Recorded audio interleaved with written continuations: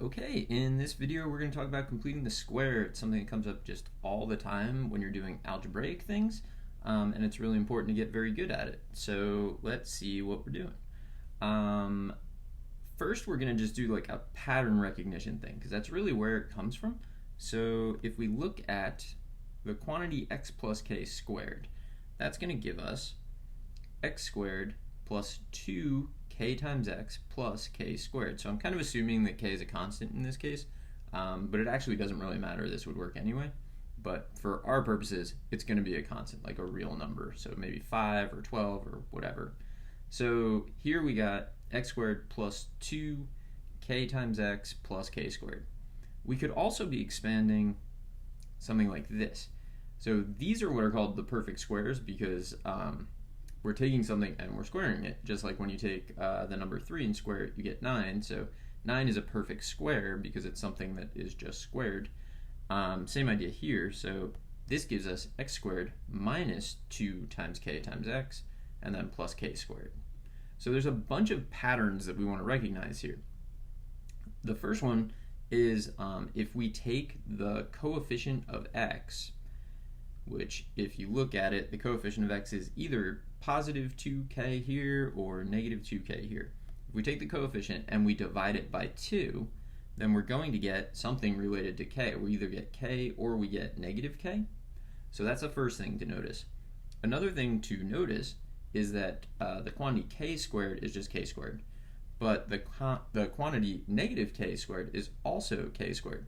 So that's really important because if you look at both of the patterns up there, they both end in plus k squared, regardless of whether you had x plus k squared or x minus k quantity squared. Another thing, and this one seems trivial but it's kind of important as you do it, is that k squared minus k squared is actually 0. And that's important because if you add 0 to something, you don't change it. And then another thing that isn't super relevant for these patterns, but all of this kind of really only applies if the coefficient of x squared is 1 when we deal with these things. So we're going to make sure that happens. So now let's do a couple of examples. So we're going to start with x squared plus 6x. We just want to complete the square on that.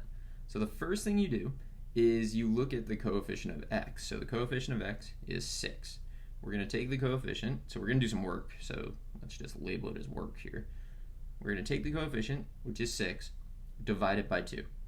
So if we divide by 2, this thing that we just got is either k or negative k. It's one of those. So now what we're going to do is square it to get 9, and then we're going to notice that 9 minus 9 is 0. So what I can do to the original is I can add 9 and subtract 9, and it's exactly the same, right? Because all we did was add 0 to this. But the key thing is we created a perfect square trinomial. So this thing right here, x squared plus 6x plus 9, is actually a perfect square. We can factor it into the quantity x, and then it's going to be that value that we got there for k, which was 3. So plus 3, quantity squared. And then don't forget about this extra minus 9. It just kind of sits there. And we completed the square. So let's take a look at another example. So this one's going to be a little more challenging, but only because the coefficient of x is odd. It's also negative, but the odd part is the one that really kind of makes it a little strange when you do the work. So we do the same thing. We look at the coefficient of x. We're going to do some work. So first we take the coefficient, divide by 2. That gives us, I'm just going to rewrite it so it's kind of color-coded, negative 5 halves. And I'm going to take that and square it. So don't forget, when you square a negative, you get a positive. So this will be 25 over 4. And I notice that 25 over 4 minus 25 over 4 is 0. So what I can do is I can add that and subtract it and still get the same thing. So the original is also equal to this. So I'm adding and subtracting 25 over 4. Then I look at the first 3 terms. So you're always going to write plus and then minus when you add and subtract. These 3 are a perfect square. So they're a perfect square of the quantity x, and then we got negative 5 over 2 when we divided the coefficient by 2, so it's going to be minus 5 over 2 squared. And then don't forget this thing, so minus 25 over 4. Okay, let's do, I'm going to do 2 more examples, and they're just a little more challenging. So the first one, 2x squared plus 6x. The coefficient is not 1 for x squared, so the first thing I'm going to do is I'm going to factor a 2 out. So when you factor a 2 out, it's kind of equivalent to dividing by 2. So 2x squared divided by 2 is just x squared. 6x divided by 2 is just 3x. So what I'm going to do is write 2, the quantity, x squared plus 3x. Now what I'm going to do seems a little weird, but that 2 is really important. It has to distribute to everything that I deal with. So what I'm going to do is put my parenthesis way over here. So you just leave a lot of space. And now let's complete the square on the thing inside the parentheses. So look at the coefficient of x. It's 3. We're going to do some work. So the first part is we take the coefficient, divide by 2. And that gives us 3 halves. Then we square it. So we get 3 halves squared is 9 over 4.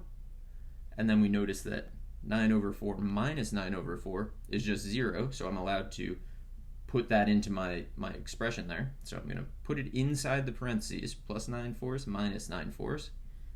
The first 3 things should be a perfect square. That's the whole point of doing this. So what's going to happen here is that 2 hangs out, and then we get this quantity. So we're factoring the perfect square, so it's going to be x, and then we got 3 over 2 when we did the coefficient divided by 2, so it's plus 3 over 2. Quantity squared. And now here's the thing that many people forget. They forget this 2 in front has to distribute all the way through. So what I'm going to do is I'm also going to cancel, right? We have negative 9/4 times 2 can be rewritten as negative 9 halves. And there you go. So that's entirely done. And one more example. So this will be the most complicated one that we do. So we're going to have 5x squared minus 7x plus 3. So now there's just this random plus 3, and you pretty much treat it that way. You just shove it to the side, do all the work, and then include it at the end. So the coefficient of x squared is not 1, so our first step is actually to factor the 5 out. And if I factor 5 out of 5x squared, I just get x squared. If I factor 5 out of negative 7x, remember factoring out is kind of like dividing, so I just get negative 7/5 x. And then I'm going to leave a big space and put my plus 3 there. And now we complete the square. So our coefficient is negative 7/5. We got to do some work on that. So negative 7/5 divided by 2 is negative 7/10. If I square negative 7/10, I'm going to get 49 over 100. If I add and subtract 49 over 100, that's equivalent to doing basically nothing, but it lets me rewrite it, and that's the important thing. So I'm going to plug it in here inside the parentheses. Now the whole idea is that the first 3 things will be a perfect square, and that 5 is going to have to hang around, right? So it's going to be 5, the quantity, x. When we divided the coefficient by 2, we got minus 7/10, so it's going to be minus 7/10 squared. Don't forget to distribute the 5 here. And then 5 over 100 is 1 over 20, so we can simplify that. So negative 49 over 20.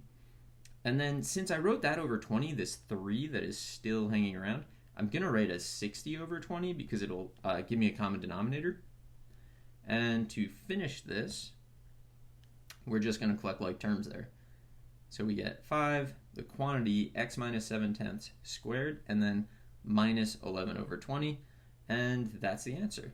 All right, so that's a lot of examples of completing the square. I hope you found this helpful, and good luck.